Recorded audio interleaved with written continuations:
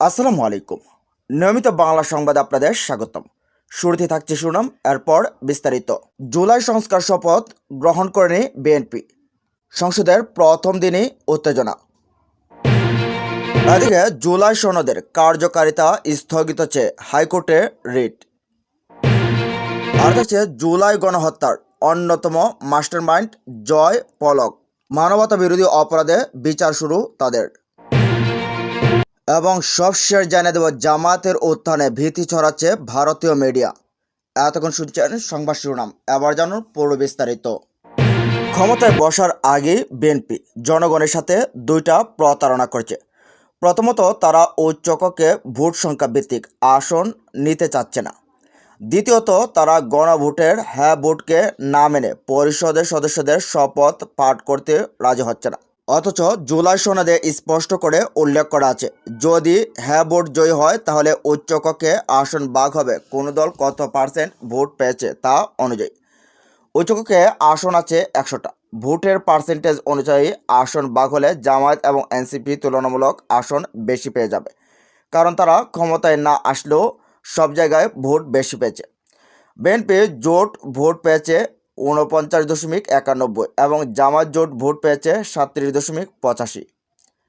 জামায়াত সারা দেশে আসন কম পেলেও সব মিলিয়ে ভোট বেশি পেয়েছে, তাই তারা আসন ভিত্তিকের চেয়ে ভোট সংখ্যা ভিত্তিক উচ্চকক্ষের আসন ভাগ হলে তুলনামূলক বেশি সিট পাওয়ার কথা, কিন্তু বিএনপি সেটা মানতে নারাজ।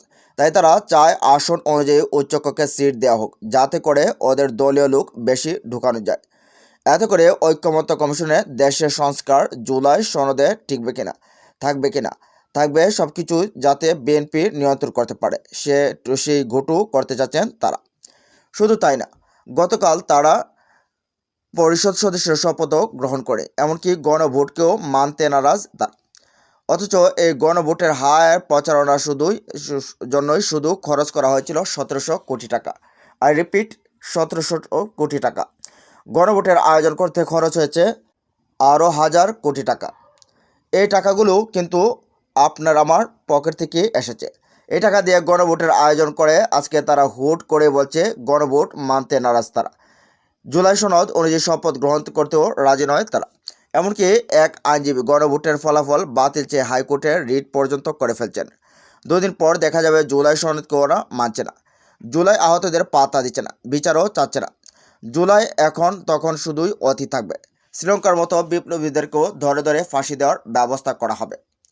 খালেদা জিয়া বেঁচে থাকতে বলে গেছিলেন, যেদিন জনগণের সরকার ক্ষমতায় যাবে সেদিন এই সংবিধান ছুঁড়ে ফেলে দেওয়া হবে। অথচ বিএনপি এখন চায় না সংবিধান সংস্কার হোক, কারণ সংবিধান সংস্কার করা হলে চুরি, বাটপাড়ি এবং স্বৈরাচার পথটা বন্ধ হয়ে যাবে।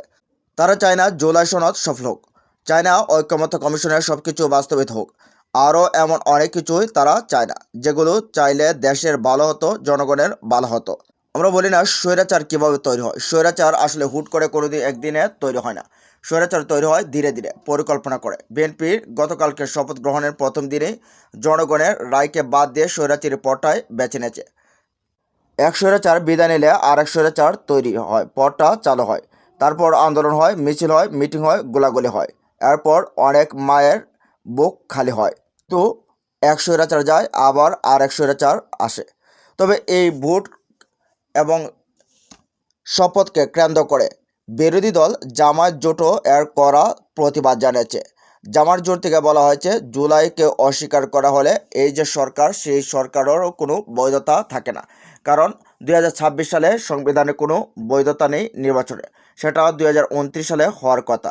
আর এখানে যদি তারা জুলাই সনদকে অবজ্ঞা করে, জুলাই সনদকে বাদ দিতে চায় সংবিধানের দোহাই দিয়ে, তাহলে তারা যে নির্বাচিত হয়েছে সেটাও অনির্বাচিত, অবৈধ। এমনকি জামাত জোটের নেতৃত্ববৃন্দরা বলছে, যদি তারা জুলাই সনদকে বাদ দেওয়ার চিন্তা ভাবনা করে তাহলে আবার দেখা হবে রাজপথে।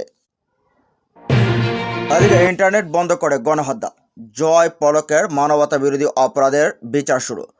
জুলাই হত্যাকাণ্ডের ঘটনায় মৃত্যুদণ্ডপ্রাপ্ত শেখ হাসিনার ছেলে ও তার আইসিটি উপদেষ্টা সজীব আজাদ জয় এবং সাবেক তথ্য ও যোগাযোগ প্রযুক্তি প্রতিমন্ত্রী জুনায়েদ আহমেদ পলকের বিচার শুরু হয়েছে। বুধবার আন্তর্জাতিক অপরাধ ট্রাইব্যুনাল 1 এর প্রসিকিউশনের সূচনা বক্তব্যে উপস্থাপনের মাধ্যমে এই মামলার বিচার শুরু হয়। 25শে ফেব্রুয়ারি আসামির বিরুদ্ধে সাক্ষ্য গ্রহণের দিন ধার্য করা হয়েছে।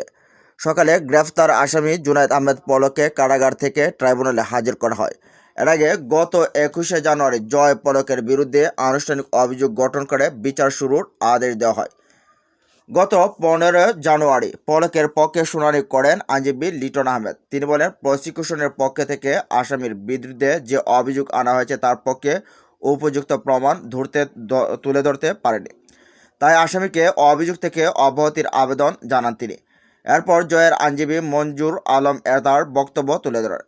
তিনি জয়কে অভিযোগ থেকে অব্যাহতির আবেদন জানান। পরে প্রসিকিউশনের পক্ষ থেকে গাজী এস এম তামিম বলেন, প্রসিকিউশন যথাযথ তথ্য প্রমাণের ভিত্তিতে আসামিদের বিরুদ্ধে অভিযোগ এনেছে। মামলার বিচারের সময় তা প্রমাণ করা হবে। তিনি আসামিদের বিরুদ্ধে অভিযোগ গঠন করে বিচার শুরুর আবেদন জানান। উভয় পক্ষে শুনানি শেষে অভিযোগ গঠনের বিষয়ে আদেশের জন্য 21শে জানুয়ারি দিন ধার্য করা হয়। দুই আসামির বিরুদ্ধে 3টি অভিযোগ আনে প্রসিকিউশন। প্রথম অভিযোগে বলা হয়, জয়ের কথা মতো 2024 সালে 14 জুলাই রাত 12টা থেকে 1টা পর্যন্ত নিজের ভেরিফাইড ফেসবুক পেজে পরপর 3টি পোস্ট করে উস্কানি দেন পলক। এর পরিপ্রেক্ষিতে 15 জুলাই ঢাকা বিশ্ববিদ্যালয় সহ বিভিন্ন স্থানে আন্দোলনকারীদের উপর হামলা চালায় পুলিশ, আওয়ামী লীগ ও ছাত্রলীগের সশস্ত্র বাহিনী। দ্বিতীয় অভিযোগে বলা হয়, উভয়ের পরামর্শক্রমে ইন্টারনেট বন্ধ করে মন্ত্রণালয় ব্যবহারে উস্কানি ও প্ররোচনা দেয় জয় ও পলক। একই সঙ্গে হত্যায় সহায়তা করেন, ফলে পুলিশ ও দলীয় সন্ত্রাসী বাহিনী হামলায় শহীদ হন রাসেল, মুসলিউদ্দিন সহ 28 জন। তৃতীয় অভিযোগে বলা হয়, উত্তরায় 34 হত্যায় সহায়তা করেন আসামিরা। তাদের উস্কানি ও প্ররোচনায় আইনশৃঙ্খলা রক্ষাকারী বাহিনী ও আওয়ামী লীগ নেতাকর্মীদের হামলায় 6 বছরের জাবির ইব্রাহিম, সাগর হোসেন, সুজনরা শহীদ হন। আসামিদের বিরুদ্ধে আনা এসব অভিযোগ গঠনের বিষয়ে 11 জানুয়ারি শুনানি করেন চিফ প্রসিকিউটর মোহাম্মদ তাজুল ইসলাম। ওই দিন 3টি চার্জে পড়ে শোনান তিনি। একই সঙ্গে 2টি আসামির বিরুদ্ধে আনুষ্ঠানিক অভিযোগ গঠনের আবেদন করা হয়। এদিকে ত্রয়োদশ সংসদ নির্বাচনে ইসলামপন্থী রাজনৈতিক দল, বিশেষ করে বাংলাদেশ জামায়াত ইসলামীর উত্থানে রীতিমতো আতঙ্ক ছড়িয়ে পড়েছে ভারতীয় গণমাধ্যমে। দেশটির গণমাধ্যমগুলো অব্যাহতভাবে জামায়াতের উত্থান নিয়ে তাদের বিশ্লেষণধর্মী প্রতিবেদন প্রচার করে চলছে। এসব প্রতিবেদনে জামায়াতের উত্থানকে ভারতের জাতীয় নিরাপত্তার জন্য হুমকি বলে গভীর উদ্বেগ প্রকাশ করা হয়েছে। ভারতীয় মিডিয়াগুলো বলছে, ভারত বিরোধী এই ইসলামপন্থী দলটি শক্তিশালী বিরোধী দল হিসেবে আবির্ভূত হয়েছে। সীমান্তবর্তী জেলাগুলোতে জামায়াতের ভালো ফল ভারতের জন্য অশনি সংকেত। জামায়াতের সঙ্গে যুক্ত হয়েছে ভারত বিরোধী নতুন দল জাতীয় নাগরিক পার্টি। 77টি আসন নিয়ে বিরোধী দলের আসনে বসেছে জামায়াত এনসিপি জোট। বাংলাদেশে আগামী দিনের ক্ষমতাসীন দল বিএনপিকে আস্থায় রেখে জামায়াতের উপর চাপ বাড়াতে ভারত সরকারকে পরামর্শ দিয়েছে দেশটির গণমাধ্যম।